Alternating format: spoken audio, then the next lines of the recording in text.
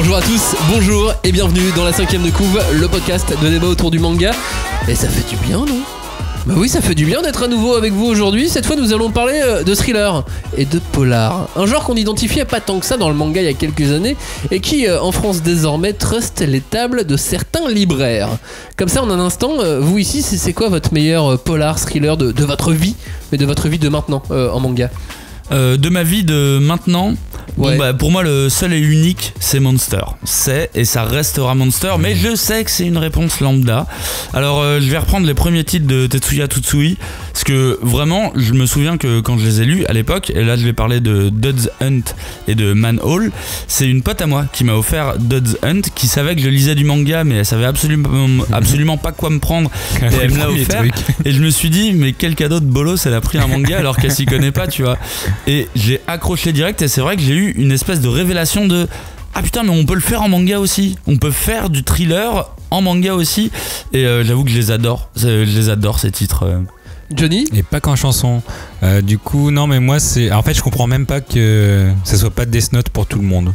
À la limite, Sprite dans le genre un peu science-fiction, tu vois, mais Death Note, pour moi, c'est l'apogée du thriller. Alors tu vois, Death Note pour moi il est plus hors catégorie. Tu sais, c'est comme Maradona. Maradona c'est une idole. C'est pas que le meilleur footballeur, c'est une idole. Bah Death Note c'est un peu pareil. C'est pas le meilleur dans son genre, c'est juste un des meilleurs tout court. Ouais, c'est ce que je veux dire. En même temps, il y a le truc que Death Note est peut-être le meilleur polar shonen. Monster est le meilleur polar seinen. Sinon moi j'aurais Soil qui était un super thriller. C'est trop complexe. Muséum en plus récent que j'avais adoré aussi, qui m'avait peut-être parce que ça m'avait évoqué du cinéma, du Zodiac, mais j'avais adoré. Il y a les œuvres de Koike aussi, mais qui alors, sont pas ta mal. question c'était 1, pas 3000. Hein. J'en ai plusieurs. Moi j'en ai plusieurs aussi. Je pensais du coup à 6000, et puis il y a les Tezuka, MW, l'histoire des trois Adolphes.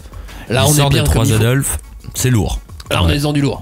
Bon bah du coup il y a Pluto. Voilà, Pluto est un excellent thriller, hein, vraiment. Ah oui, futuriste mais excellent. Ah bah de toute façon Urasawa il fait beaucoup oui. dans le genre. Les polars et thrillers de l'année 2019, notre sélection, c'est parti dans la 5ème de couve. On ne pousse pas, s'il vous plaît, on ne pousse pas, c'est inutile. Le public n'est pas autorisé à assister aux épreuves éliminatoires. Moi, je crois que je pourrais être un très bon ninja. À quoi vous jouez? L'heure est grave, c'est pas le moment de faire les guignols. Mais on n'a rien d'autre à faire, on peut pas sortir. On va leur faire notre attaque secrète, l'attaque de la Tour Eiffel, ils vont rien comprendre. Et il faudra aussi parler des dessins animés, notamment des dessins animés japonais qui sont exécrables, quoi, qui sont terribles. Ah, les bâtards! Oh, this you crazy mother! Bonjour à tous, bonjour et re-bienvenue dans cette 5ème de couve, l'émission de débat autour du manga. Et une fois de plus, nous allons disséquer, dépecer, charcuter et aimer le manga, mais seulement les polars et thrillers qu'on a préférés en 2019. Voilà, c'est simple, c'est efficace. Tout comme les membres de l'équipe qui ont été sélectionnés pour participer à cette émission. Lui par exemple, c'est un grand fan de Hunter qui vient de découvrir qu'en réalité, c'était de l'inspecteur Rick qu'il était réellement fou. Salut Cagnard. C'est totalement faux, parce que je suis fan de Rick Hunter depuis que je suis petit, à cause de ma mère qui adorait cette série, et je la regardais. Je sais que je reviens souvent à ma daronne dans cette histoire, mais effectivement j'adorais Rick Hunter. Et tu aimes aussi Hunter. Du coup, ça se rejoint. J'adore Rick, j'adore Hunter, j'adore Rick Hunter. Il y a aucun souci. Quand il rentre chez lui parfois la nuit, il commente à voix haute tout ce qu'il fait, comme une voix off. Les gens le prennent pour un fou, mais lui il se croit dans un film policier. Salut Joe. Salut à tous. Alors ce soir je vais ouvrir la fenêtre et... Ouais bah vas-y. C'est vrai, tu fais ça des fois, non, quand tu rentres chez toi, arrête. Non. Si tu te commentes, tu commentes ce que tu fais. Je joue à Pokémon, je joue à Harry Potter, mais je dis pas tiens je vais attraper ce petit Pikachu. Attends, il a un chat. Moi je suis sûr qu'il adore caresser son avec chat sur un fauteuil. En créant des plans diaboliques. En créant des plans diabolique. Il s'appelle Sherlock et je peux vous dire que ça cogite dans cette tête. Même ton chat est thriller. Ouais.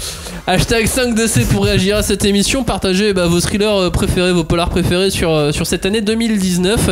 Hashtag 5DC, le groupe de débat autour du manga sur Facebook. Hashtag 5DC sur Twitter, la 5ème de couve.fr, ça c'est le blog. Et puis hashtag 5DC sur à peu près tous les réseaux, sur YouTube et ainsi de suite. Au programme de cette émission, 3 mangas. Nos 3 stars de cette année en polar thriller. Time Shadow, Echoes, My Home Hero.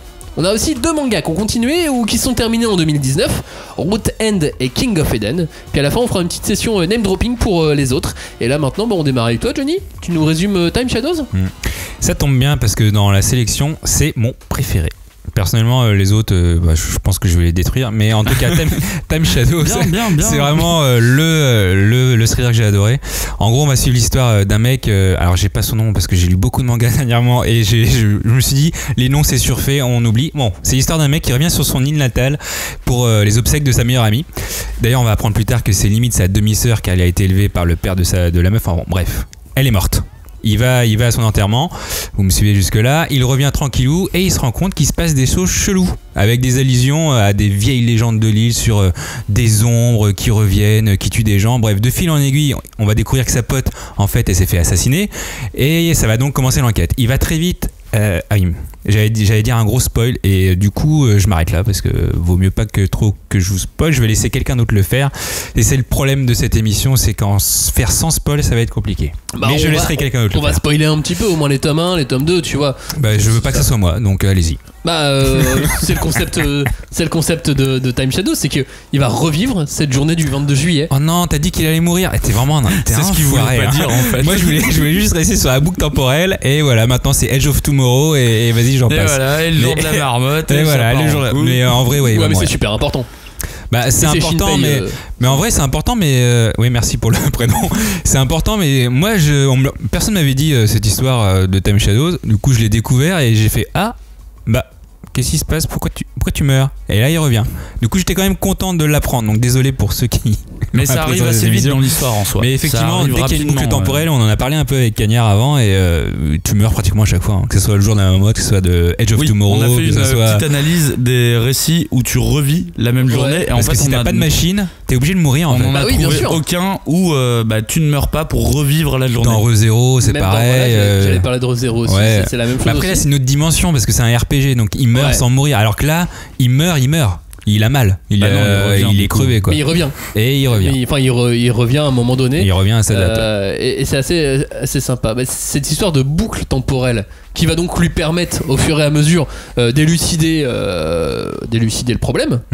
D'élucider le meurtre de sa pote quoi. Parce qu'à la base il vient exactement pour ça. Il vient pour l'enterrement de sa meilleure amie. Ouais, il vient rendre ses condoléances et finalement dès qu'il arrive sur l'île, on lui apprend que c'est peut-être pas une mort accidentelle, mais que c'est peut-être il y a l'autopsie, plutôt, le docteur qu'il a connu dans son enfance lui dit en fait elle avait des marques sur le cou, donc elle s'est fait peut-être étrangler.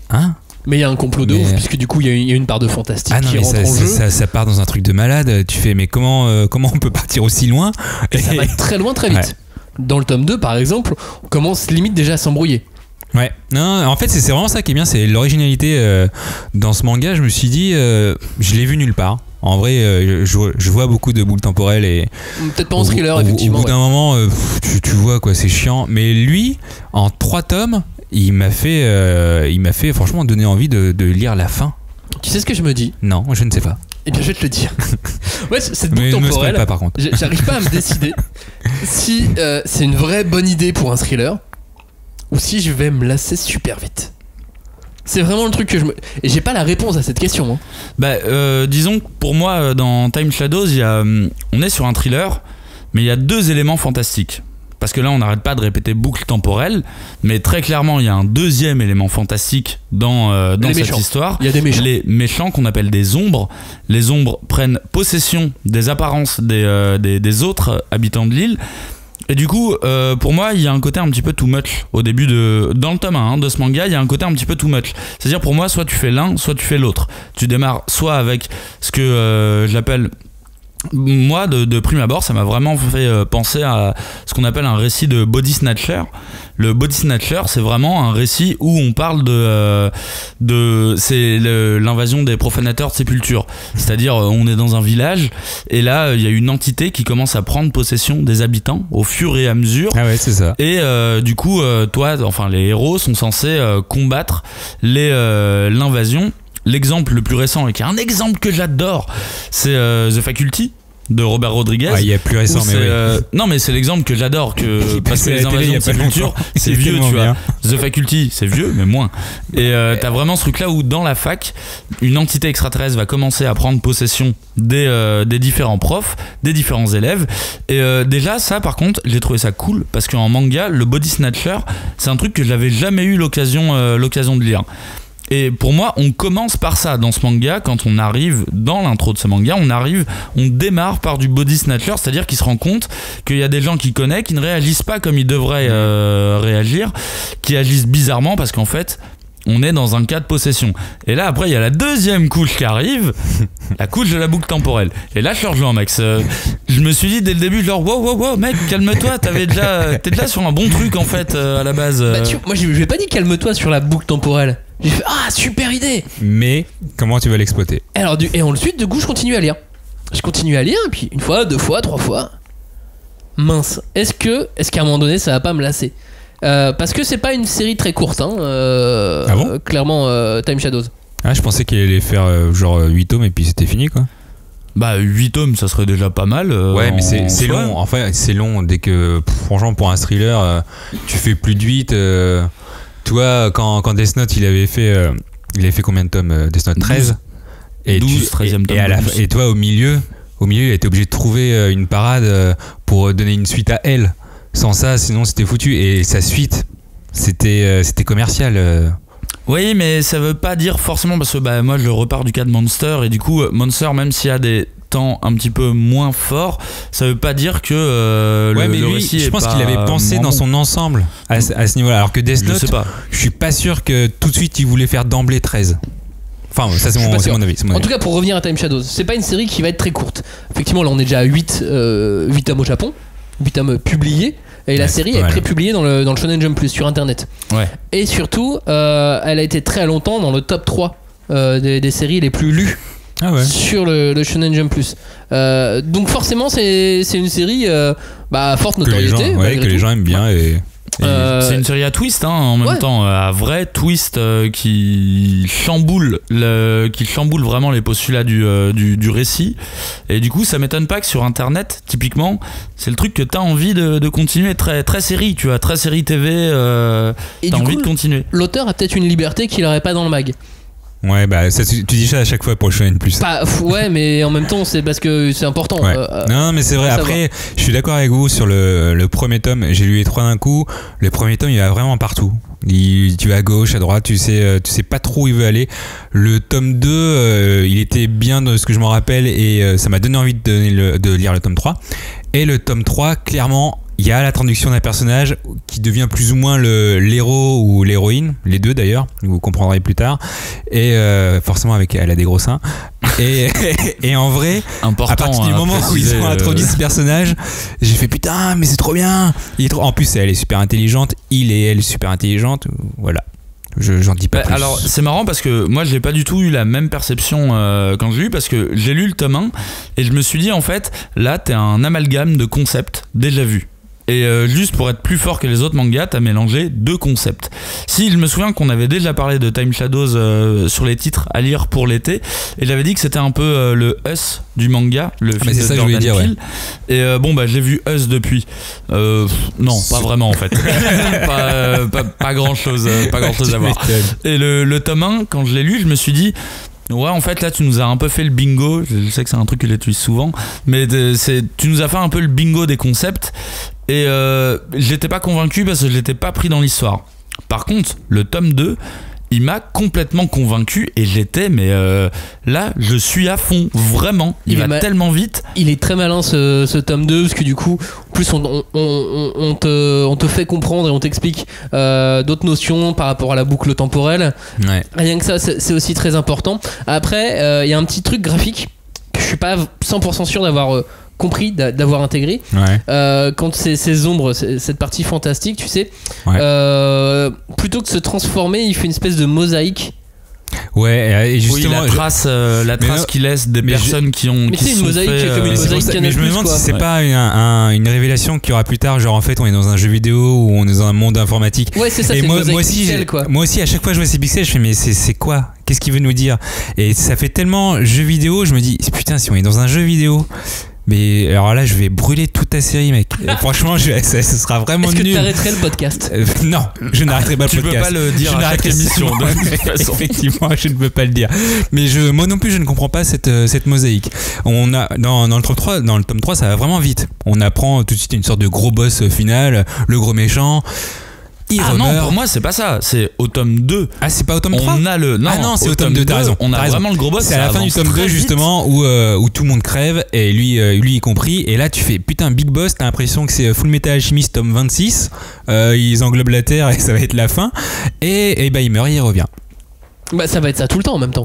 C'est le concept. Bah, ça leur permet d'aller très très loin, d'aller au bout de la journée, puisqu'il revit qu'une seule journée. Donc ça lui permet d'aller au bout de sa journée. Franchement, s'ils font ça pendant, Et rien que là, pendant même plus là-dessus, de il 15 y a tomes, un non. autre concept encore. Il revient pas au même moment. Ouais, mais à alors chaque fois. après, je pense qu'on peut garder le Non mais c'est foutu mystère là. au bout là-dessus. d'un Ouais, il moment. vient de dire Ouais, tout le monde est c'est mort foutu. au tome 2.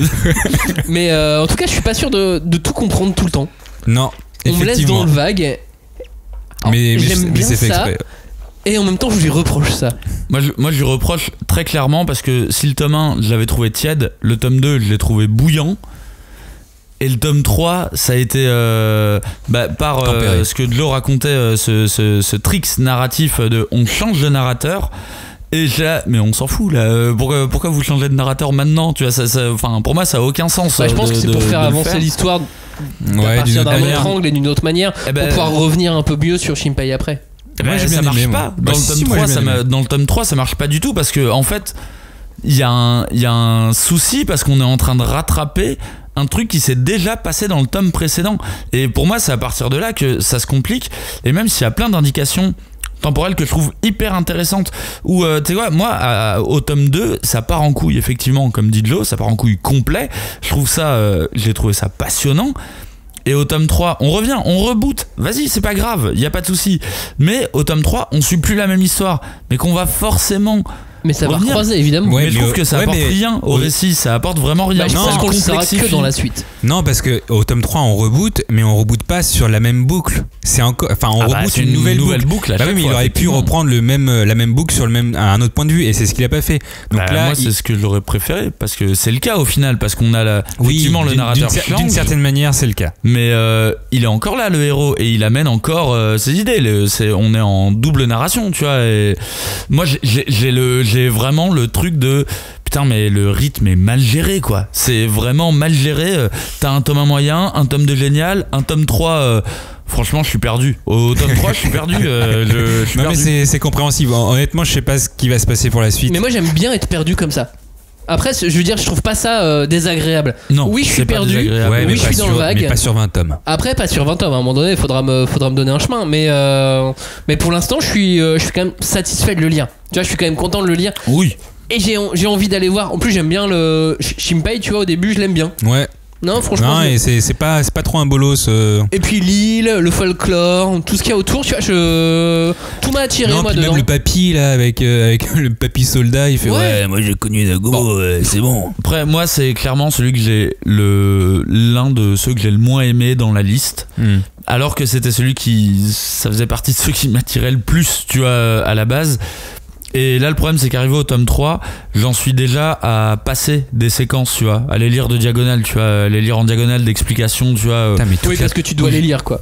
Ouais. Tu lis parce que tu dois le lire, quoi. Je lis, mais vraiment, genre, de toute façon, là, je comprends même plus votre logique.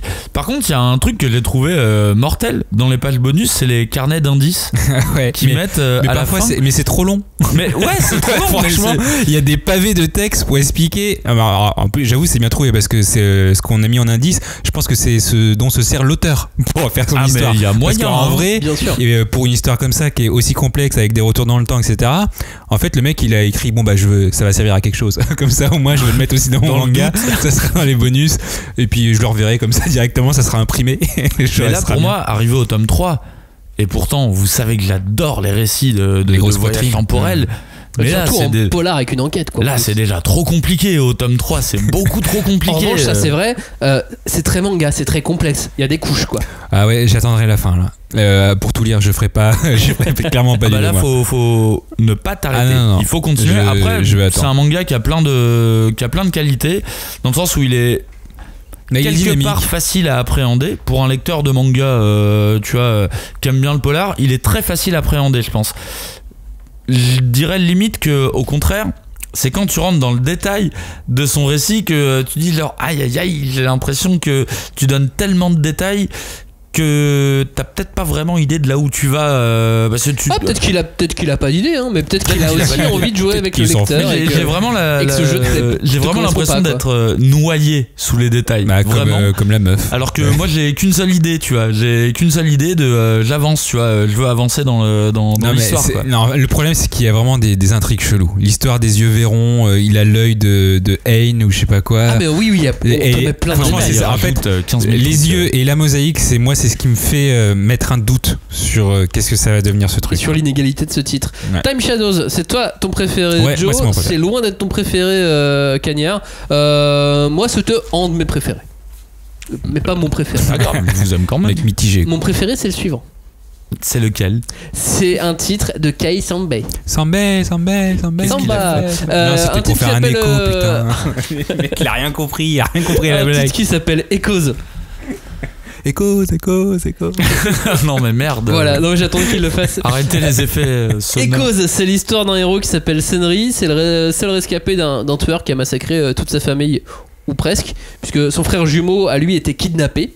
Le meurtrier est resté depuis introuvable. 13 ans ont passé et Senri se pense désormais tout seul, puisque son jumeau avec qui il partageait absolument tout, même chaque sensation, chaque moment, ils partageaient des visions ensemble, et donc ce que l'un vivait pouvait être ressenti par l'autre, et en fait il ne lui communique plus rien depuis 13 ans. La terreur qu'il a connue sur ce moment-là s'est transformée en haine complète, forcément, avec les années, et sa colère est plus forte que jamais, et ça il le répète assez souvent qu'il est très en colère. De toute façon ça se voit sur sa tête, hein, qu'il est en colère. Ouais, toujours. Et il trouve même que la douleur a de bons côtés. Il y a même une petite phrase comme ça qu'il lâche: ouais, la douleur a de très bons côtés, j'aime bien la douleur, j'aime ça. Et il souhaite plus que tout retrouver ce tueur. Le seul indice pour retrouver ce tueur, c'est une cicatrice qui est portée par l'homme qu'il a vu à travers les yeux de son jumeau. Vous me suivez? Oui. Ah bah moi oui. Cicatrice qu'il aperçoit dans un reportage à la télé de manière totalement inattendue. Et donc c'est certain pour lui, sa soif de vengeance va pouvoir être assouvie. Maintenant il ne lui reste plus qu'à trouver cet homme à la cicatrice, et à savoir pourquoi il a tué toute sa famille. Ouais, t'as résumé tout le chemin quand même. Et si son jumeau est encore vivant ou non. L'enquête démarre, et évidemment rien n'est très simple. Manigance, complot, événements qui dépassent Senri, et on arrive à Echoes. Pourquoi c'est ton tome préféré de la liste? Pourquoi toi tu aimes ça? Écoute, j'ai bizarrement du mal. Non mais c'est vrai. En fait, j'ai du mal à expliquer ce qui m'attire. C'est un ensemble. J'aime vraiment ce manga. Ah ouais. Je pense que c'est les dialogues. Je pense que j'ai trouvé plusieurs moments de dialogue poignants, d'échanges qui m'ont touché, qui m'ont parlé. Et je pense que c'est cette importance des dialogues mixée au graphisme de Kei Samba. Kei Samba, c'est l'auteur de Erased. Ouais. Qui a eu son succès précédemment. Et il a un trait vraiment très particulier. Oui. C'est-à-dire que il a des lèvres très particulières. Ouais, et puis des visages en fait, tout simplement. Le visage du personnage féminin qui traîne beaucoup avec Senri. Elle a une tête bizarre, hein. Même quand ils sont gamins, ils ont des têtes bizarres de toute façon. Et ces personnages-là, ils ont tous les deux des têtes cheloues. Et ce graphisme, il me parle aussi, il me touche. Tout comme les dialogues. Après, si tu me dis quel est le point fort de ce manga, je sais pas. Moi j'aime en fait, et je pense qu'il va falloir que j'en lise beaucoup plus et que je passe plus de tomes pour réussir à trouver les éléments qui font que ça me plaît, parce que en vrai l'histoire elle avance pas. En vrai pour moi c'est du Kei Samba sympa. Alors en vrai j'ai pas fini Erased, donc je sais pas comment se finit ce thriller. Je sais qu'il y a eu énormément d'adaptations, il y a eu l'anime, il y a eu les séries TV, il y a eu le film, etc. Je regarderai plus tard, mais il paraît que ça se finit bien. En tout cas Echoes pour moi c'est vraiment un thriller assez sympathique. En fait, ce que j'aime dedans, c'est qu'il est assez réaliste. Il y a un petit côté surnaturel, bien sûr, avec les visions, mais je dirais réaliste parce que, par exemple, le héros au début, donc il est étudiant et il veut retrouver l'assassin de son frère. On l'avait peut-être pas dit ça, mon petit spoil. Il veut retrouver l'assassin de son frère parce que son frère est mort, pour lui en tout cas. Et trop souvent dans les thrillers, on a tout coule de source. Le mec, il a la thune et il fait son enquête et il sait où il va. Alors que là, en vrai, il est étudiant. Il a pas de thune, donc il sait qu'il va avoir besoin de thune, donc il va se retrouver à racketter des gens pour avoir la thune, mais Kei Samba veut instaurer justement ce réalisme de il je me prépare à l'enquête. Je sais pas comment on fait, mais je sais que pour ça, il va falloir de la thune. Et trop souvent dans les thrillers, on a cette option de facilité de vas-y, j'y vais, je pars dedans, et puis personne se pose la question, mais en fait, comment tu fais pour faire tout ce que tu fais? Ouais, il est peut-être plus réaliste et pragmatique. Et moi, c'est ce que j'ai aimé. Après, ça reste un manga, faut pas déconner. Il y a beaucoup de facilité scénaristique, mais il tente quand même, Kaisambé, de mettre ce côté réalisme dedans. Moi, c'est ce que j'ai apprécié, en tout cas pour Echoes. Cagnard, qu'est-ce que tu as apprécié sur ce scénario, par exemple? Alors je vais commencer par le dessin parce que moi je n'aime absolument pas son dessin. Typiquement, enfin je pense que tout ce qui te plaît, moi je trouve ça beaucoup trop cartoon et j'aime pas en fait, j'aimais pas déjà la manière dont il présentait les femmes avec enfin c'est cartoon quoi, c'était hyper fanservice déjà dans Erased, dans l'île de Ozuki qu'il avait fait avant, je trouvais que c'était beaucoup trop cartoon. C'est un style qui est trop cartoon en fait pour aborder un style comme le thriller. Et j'ai toujours trouvé qu'il y avait une espèce de dichotomie chez cet auteur qui... Tu ne peux pas avoir un style comme ça quand tu veux dessiner du thriller. T'es entre deux trucs. En fait, c'est comme si t'avais un dessin shonen, mais shonen type fairy tale, et qu'avec ce dessin, tu faisais du thriller. Pourtant, le succès lui prouve que ça marche. Ah oui, non, mais c'est ce que moi j'aime pas. Ça veut pas dire que c'est juste pour moi. Il y a un élément dans mon cerveau qui fonctionne pas avec ces dessins, tu vois. Par contre, on n'est pas sur du fairy tale non plus. Non, pas du tout.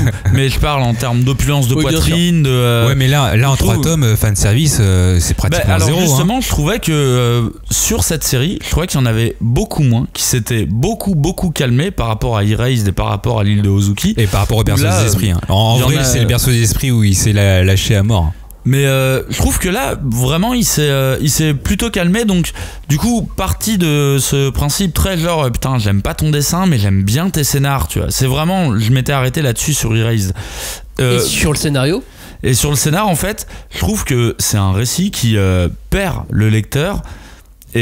Mais en fait qu'il le perd de bonne manière parce que là j'avoue que je ne sais absolument pas où on est dans l'histoire et je trouve ça assez intriguant parce que ça ne me dérange pas. Ça ne me dérange pas parce que je suis perdu. Mais allons-y, vas-y, je t'accompagne. A priori, tu m'as pris par la main, vas-y. Mais ça, j'ai trouvé ça chelou parce qu'en 3 tomes, on avance bien. Il y a une grosse révélation au 3e tome qui permet vraiment en tout cas, d'avoir envie de continuer. Mais les 2 premiers, ils sont nuls. Franchement, si je devais conseiller les gens, moi ça m'a pas donné envie. Moi j'ai accroché, mais dès les premières pages. Si j'avais pas le 3e tome, mais j'aurais dit aux gens, mais ne le lisez pas. Non, parce que si arrive au 3e tome, je l'avais deviné dès le tome 1. Ouais, mais les 2 ils avancent pas, je trouve. Quand tu prends les 3 dans son ensemble, même finalement le 3 il avance pas tant que ça. En fait, pour moi, chacun des tomes avance dans une direction différente. Ouais. Et je pense que c'est ça qui nous donne l'impression d'être un peu paumé. Mais en vrai, chaque tome avance, mais vraiment dans une direction qui est pas forcément opposée, mais différente. Et c'est vrai que c'est assez original en termes de narration, c'est original. Après, on peut faire ce petit jeu pour le comparer avec Erased, qui est la dernière œuvre de Kaisambé. On a un héros qui est presque adulte.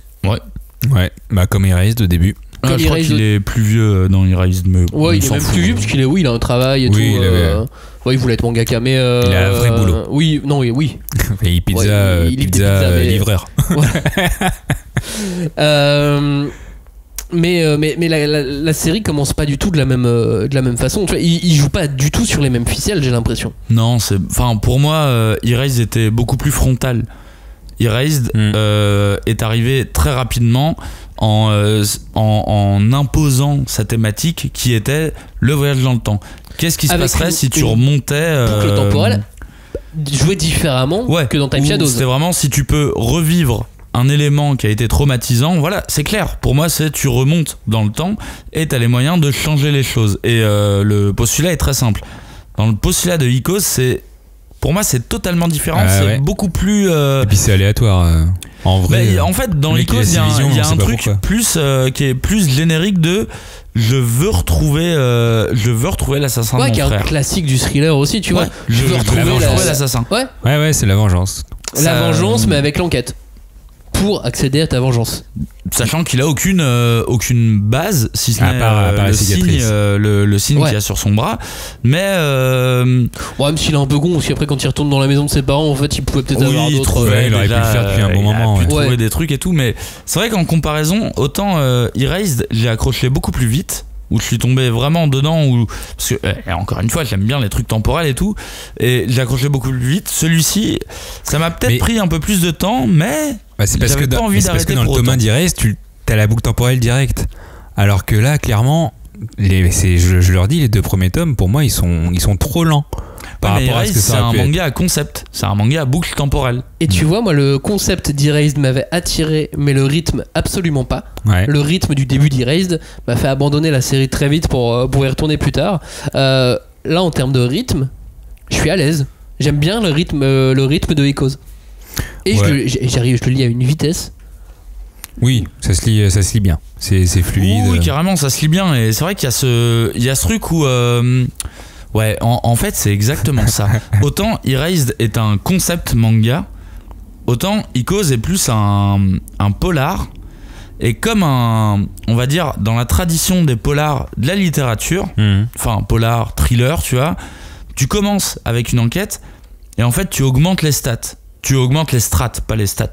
Tu augmentes les strates. Tu penses que c'est juste une disparition, juste une vengeance. Fait, c'est plus compliqué. En fait, quand tu fouilles, il y a autre chose. Et quand tu fouilles encore, il y a autre chose. Et du coup, en ça, il est peut-être plus classique, Echoes. Peut-être aussi. Et après, j'adore aussi ce concept de base, parce que tu dis qu'il n'y a pas de concept dans Echoes, il y en a un petit quand même. Dans Erased, c'était le voyage temporel. Là, on a le concept de la gémellité. C'est un truc super intriguant quand même, la gémellité. Enfin, moi, ça m'a toujours intrigué. J'aurais adoré avoir un frère jumeau, tu vois.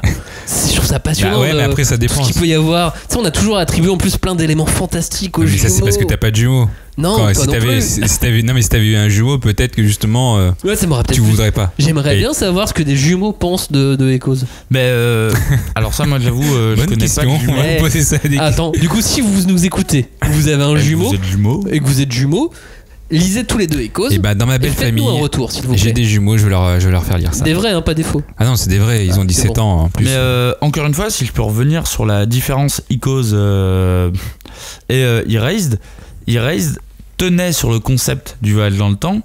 C'est pas le cas de Echoes. Echoes, le fait qu'il soit jumeau, c'est un élément. C'est un élément qui est même pas spécialement principal. Ça permet un peu, mais ça permet de faire avancer un peu l'histoire. Parce que sans les visions, mais au début, c'est juste, il a perdu son frère jumeau. C'est comme ça. Il l'a perdu.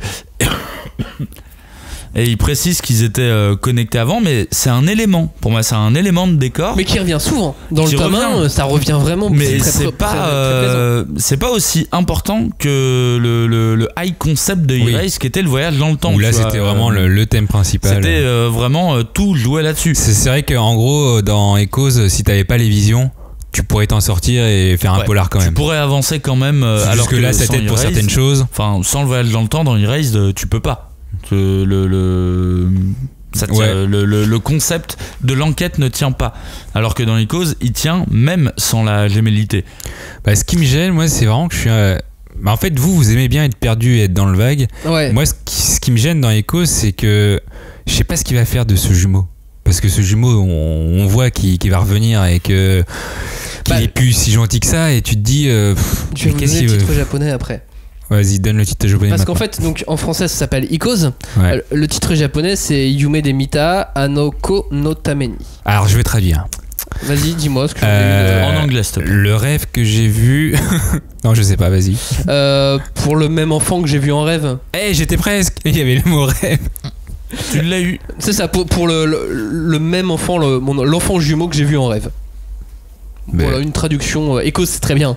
Mais voilà, c'est mieux. C'est ça, c'est mieux, pour mon jumeau que j'ai vu en rêve ou quelque chose comme ça.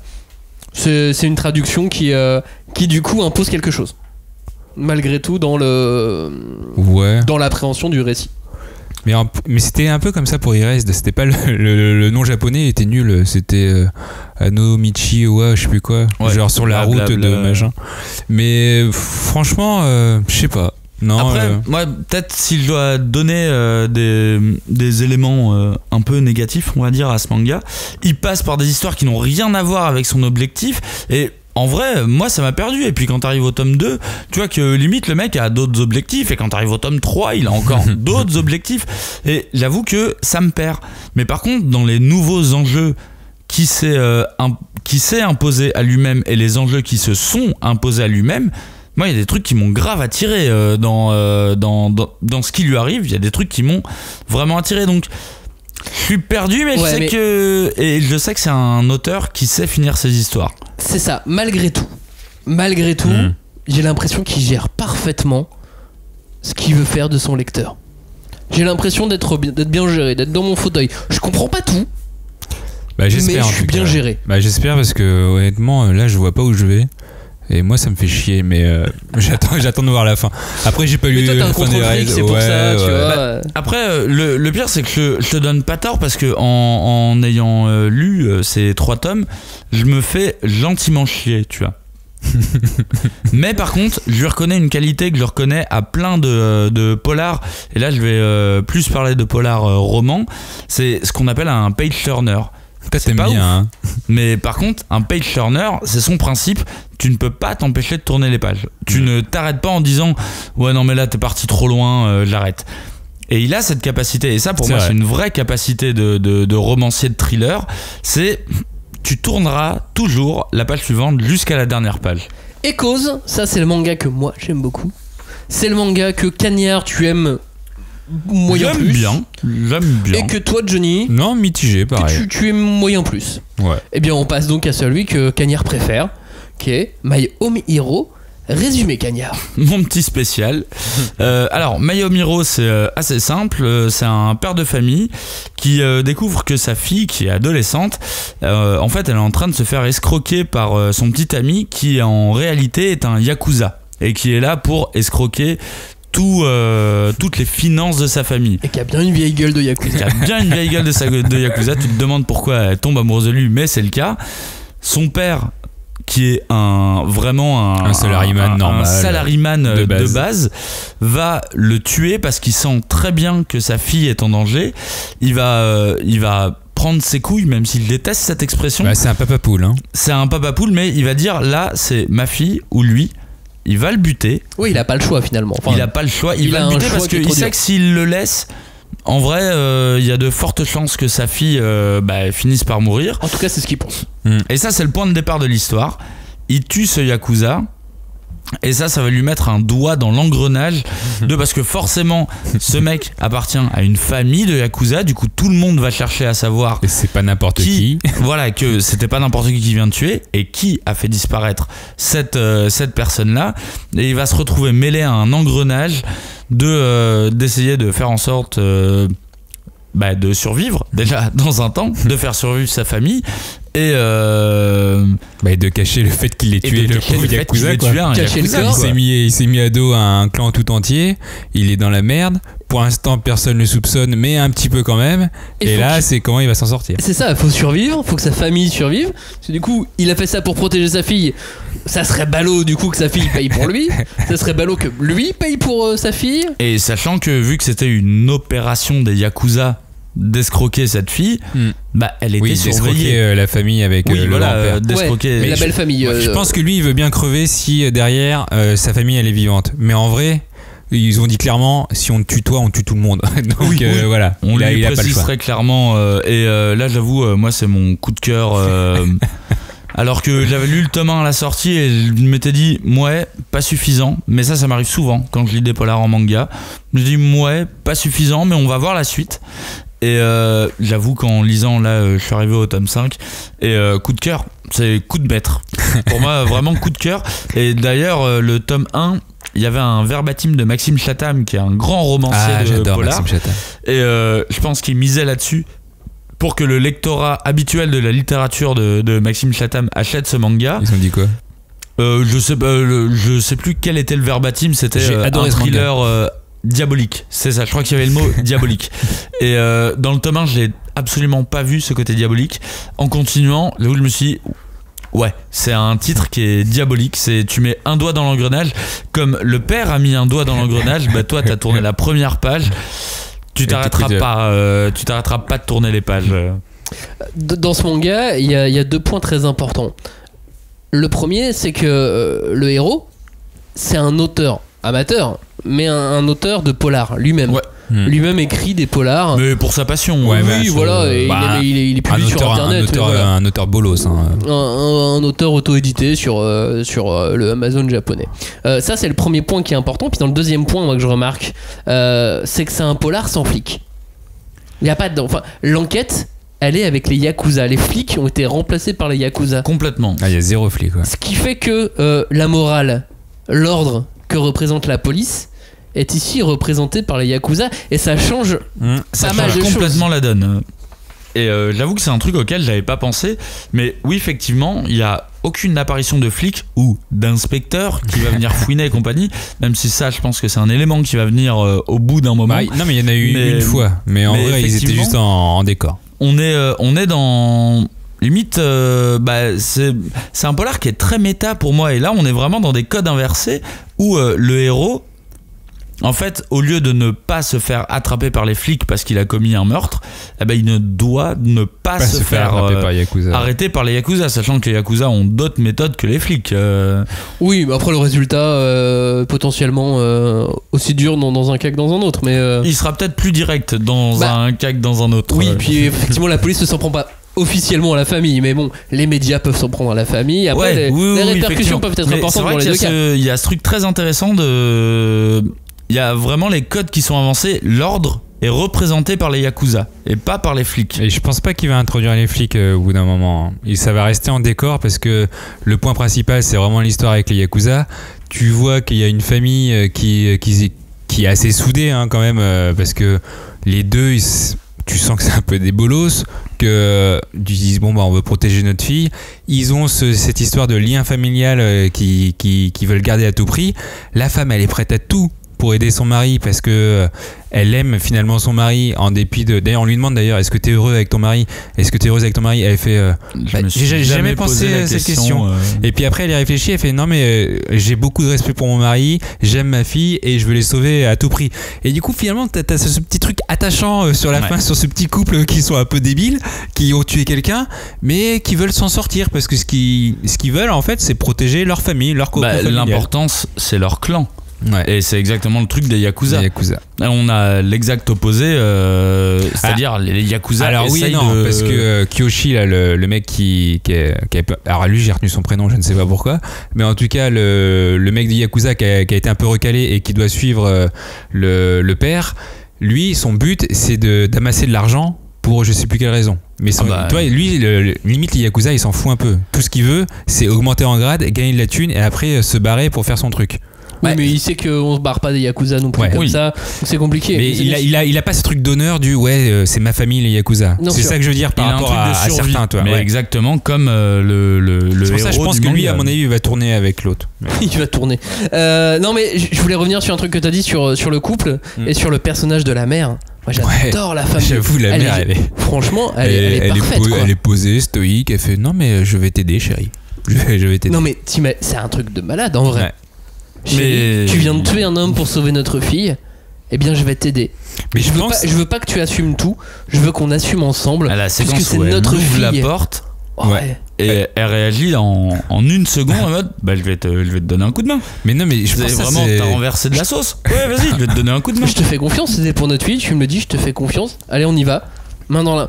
En vrai elle peut être que folle amoureuse de lui pour avoir la confiance comme ça en vrai. Je sais pas si c'est de l'amour, je pense que c'est vraiment un truc typiquement japonais du respect et famille. Peut-être. C'est dur mais à elle est géniale quoi. Parce que tu vois au Japon on a beaucoup ce truc du groupe, tu vois, si t'es pas dans le groupe t'es en dehors du groupe. Et je pense si par exemple tu fais un meurtre en France, la première chose c'est ah merde je veux pas être accusé de complicité, tu vois. Alors qu'au Japon ce serait plutôt si quelqu'un l'a fait tout le monde l'a fait. Donc il faut rester solidaire là-dessus. Ouais, ça peut être une bonne vision. Moi c'est la vision que j'en ai. Après ça peut être cliché pour certaines choses, mais moi j'ai ce respect de la famille. Je pense qu'il y a au Japon qu'on n'a pas forcément tout le temps en France. Mais t'imagines l'importance que revêt l'action pour elle. Ah oui. Parce qu'elle aurait pu le laisser, elle aurait pu se barrer. Et moi c'est en ça que plein de choses, quoi. Je trouve que de la liste des mangas 2019 qu'on a préparé, pour moi c'est dans ce manga que les persos sont le mieux incarnés. j'y crois en fait dans ces persos. Et autant au tome 1, j'y croyais pas à cause de la rapidité dans laquelle ça arrive. Il bute le Yakuza, il décide très rapidement, bon bah je vais aller le dissoudre dans un bain d'acide tranquille. Mais non, c'est de l'eau. Tu sais, pour moi, c'est de l'eau bouillante et tout. De la viande. Et il fallait couper et tout. Et je m'étais dit, putain, ça va trop vite pour un mec lambda de prendre toutes ces décisions-là aussi intelligemment. Ça allait trop vite, tu vois. Ça allait très vite, oui. Et en fait, dès le tome 2, je me suis dit, ah mais en fait, en fait, la construction des persos est mortelle parce que il y en a aucun qui n'est manichéen. Autant que ça soit dans la famille que du côté du clan des Yakuza, tous les persos sont bien construits. T'as des figurants, t'as des persos secondaires. Par contre, les persos qui interviennent dans l'action, c'est ça, je trouve que c'est une garantie, c'est que tous ces persos, que ça soit dans les gentils, dans les méchants, et qui sont les gentils, qui sont les méchants, je leur ai tous imaginé un background. Ouais. Je leur ai tous imaginé ce qu'il aurait pu leur arriver avant. Ils ont tous une vie. Et c'est en ça que je trouve que les persos ils sont magiques dans ce manga. À part la fille, parce qu'elle a l'air vraiment teubée. Ouais, la fille, elle est pour moi, la fille, tu fais putain, mais comment tu peux défendre une. Enfin, c'est ta fille, j'entends, mais elle a l'air tellement teubée. Tu fais meuf, t'es en train de te faire taper. J'avoue qu'elle voit rien du tout. C'est pas impossible. Franchement, c'est pas impossible. Elle a été mêlée un petit peu. C'est pas impossible qu'elle intervienne dans le truc au bout d'un moment. Non, mais par contre, c'est vrai que le père du mec qui est mort, du Yakuza qui est mort, il a un charisme de fou. T'as sa vie, t'as ses émotions, il est torturé, etc. T'as les deux benets là, du couple qui essaie de sauver leur fille. T'as tout le clan de Yakuza mais moi, qui sont à fond comme des benets. Mais si tu le vois, il y a un moment. Alors, j'avais pris un screenshot justement pour illustrer ça.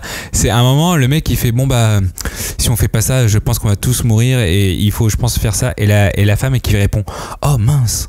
Ouais, mais alors ça typiquement pour moi on rejoint un autre registre, c'est que c'est typiquement c'est un des seuls mangas, alors c'est clairement le seul manga de la liste qui m'a fait rire, et c'est un des rares mangas qui a réussi à mélanger thriller et humour. Enfin, il y a vraiment des moments où j'ai souri. J'ai pas rigolé aux éclats, mais il y a vraiment des moments où j'ai souri, où je me suis dit ah tiens, c'est bien pensé, parce que réussir à allier l'atmosphère dramatique est très intense, parce qu'on est vraiment dans un manga où le gars mise sa vie à chaque instant avec de l'humour.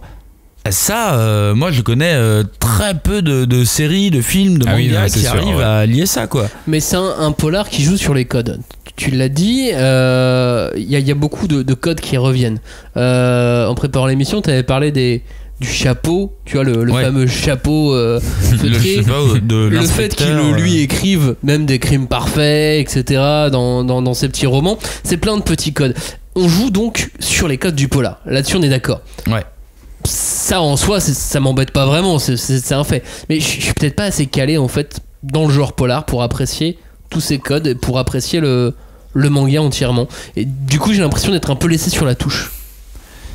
J'ai l'impression qu'il avance, mais sans moi. Tu vois, moi je suis un lecteur de polar, de littérature polar, et souvent je m'ennuie dans la littérature polar. Je parle même pas des films, je parle de la littérature polar. C'est lent, ouais. Et c'est vrai que très souvent dans la littérature polar, on tombe sur le format classique, l'inspecteur rouillé qui a perdu sa femme pendant une bavure, qui est alcoolique et qui va mener une quête, qui va le mener à la rédemption et tout.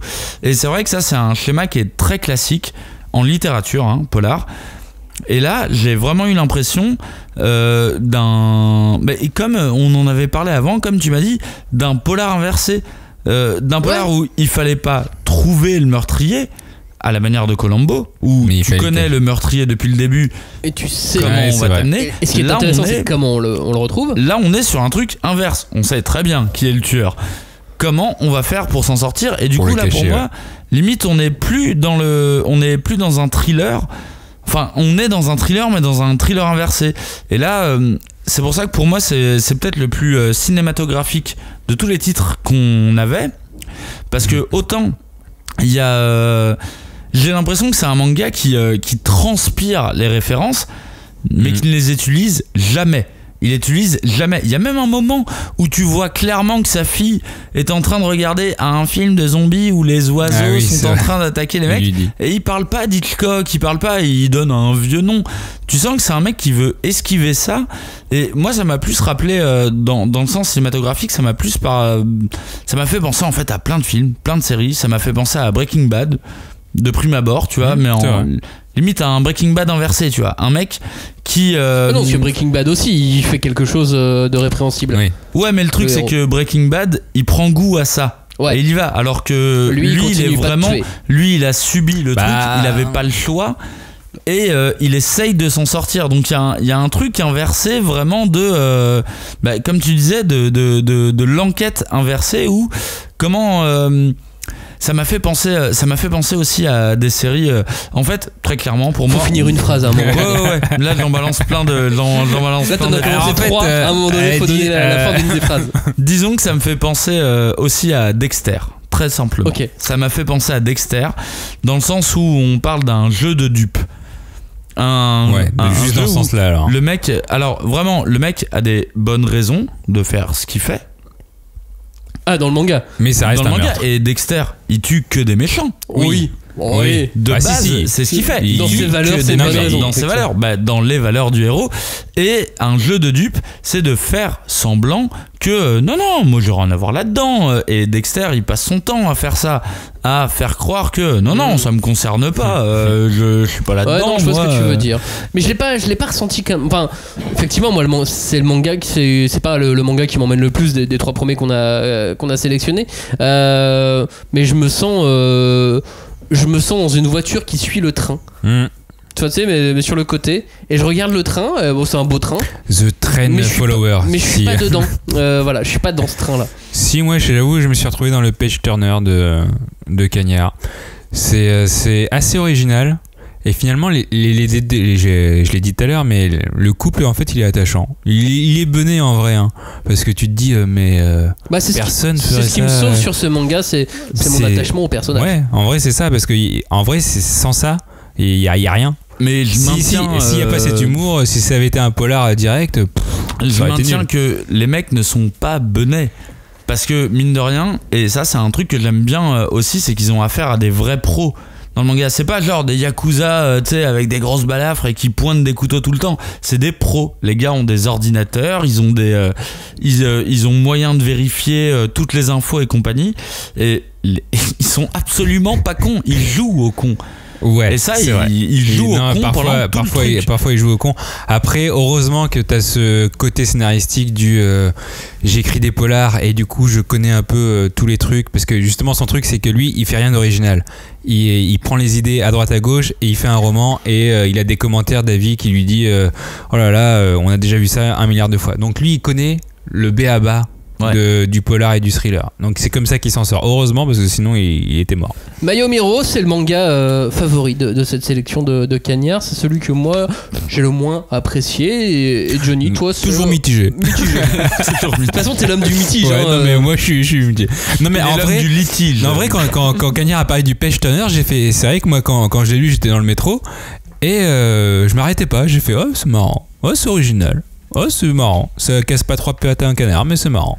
On va enchaîner avec deux mangas qui sont pas dans notre super sélection. C'est pas forcément d'ailleurs des nouveautés puisqu'ils sont pas sortis cette année, mais ils continuent cette année. Il y en a même un qui a terminé en 2019. Le premier d'entre eux, c'est Root End. Root End qui continue. On est déjà à 6 tomes en France.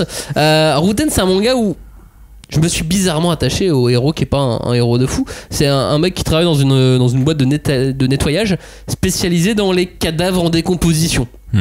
Voilà, donc dès qu'il y a des cadavres dans un endroit, dès qu'il y a une scène de crime, on appelle cette boîte et il est là pour nettoyer. Et puis du coup, sa vie est totalement bouleversée quand dans son quartier, on découvre une série de meurtres. Donc, tueur en série, les victimes sont découpées en morceaux puis alignées pour former un mot, end. Voilà, tout simplement. Avec les membres du corps. C'est ça. Et donc Taji est chargé du nettoyage d'une de ces scènes, et c'est là que l'histoire commence. Ce Taji, effectivement, je l'aime bien. Non, alors non. Moi je l'aime pas. C'est en vrai, je sais pas, je trouve qu'il a zéro charisme, que ce soit lui ou la meuf d'ailleurs, l'enquêtrice. Et je sais pas si c'est à cause du dessin en plus qui est pas top à mon sens. Il y a des honnêtement, il y a du dessin où tu fais mais son bras il est trop gros là de la meuf et tu fais mais c'est pas possible. Ah ouais. Non ça m'a pas choqué du tout quoi. Alors j'ai fait une photo du manga que j'ai lu, tu vas voir, je pense, et c'est pas l'angle que j'ai pris qui fait ça, c'est le manga qui est comme ça. Mais je sais pas, le héros m'énerve. Alors l'histoire dans la globalité, j'aime bien, c'est un bon thriller. Tu vois, c'est un peu esprit criminel mais en manga. Alors j'adore Esprit criminel, donc je veux bien le regarder à la télé, ça me demande pas trop d'efforts. Par contre le lire en manga, c'est une autre histoire, même si le scénario honnêtement c'est le point fort de la série pour moi. Mais les héros, zéro charisme. C'est peut-être le plus classique, mais tu vois, comme un Esprit criminel, c'est très classique, c'est une série américaine, c'est très calibré, en même temps c'est super efficace. Et là pour Root End, je trouve que c'est aussi super efficace. Mais les héros dans Esprit criminel tu t'y attaches, alors qu'ici pas forcément, tu vois, ils ont rien. Qui compte vite et tout dans l'esprit criminel là. Mais non, franchement ils sont bien. Là dans Root End, le mec il est insignifiant, il est insipide. Ça m'énerve là sur Esprit criminel parce que il y a une différence entre Root End et Esprit criminel. Esprit criminel c'est des épisodes qui se regardent indépendamment. Root End c'est une histoire fil rouge. Là où moi je me suis jamais intéressé au personnage de l'Esprit criminel parce que dans tous les cas ils ont aucune implication de aucune des histoires. Mais bien sûr qu'il y a un fil rouge. Le héros est impliqué depuis le début de l'histoire.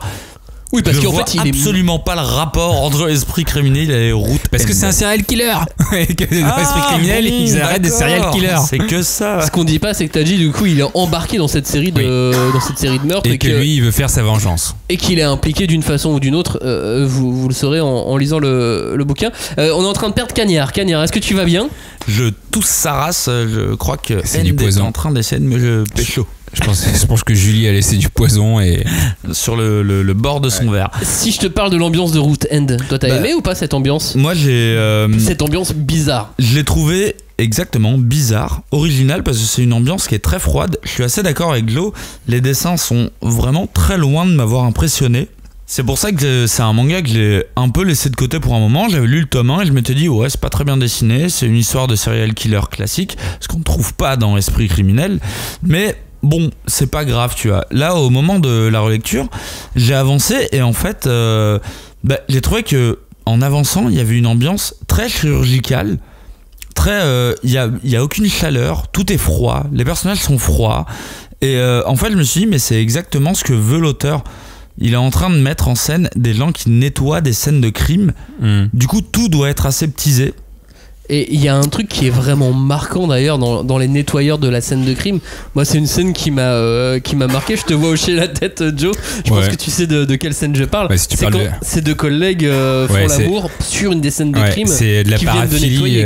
Non, mais c'est de la paraphilie justement. La paraphilie ? Oui, parce que en gros, je sais pas si t'as lu Frick Café, mais Frick's Café, c'est justement le thème, c'est la paraphilie. C'est toutes ces ces attraits sexuels qui sont en dehors de la normalité. Ça peut être aimer manger des règles. Enfin bon, je vous passe quand vous tapez paraphilie sur internet, vous comprendrez. En gros, c'est des mœurs qui sont en dehors des mœurs normales de la société.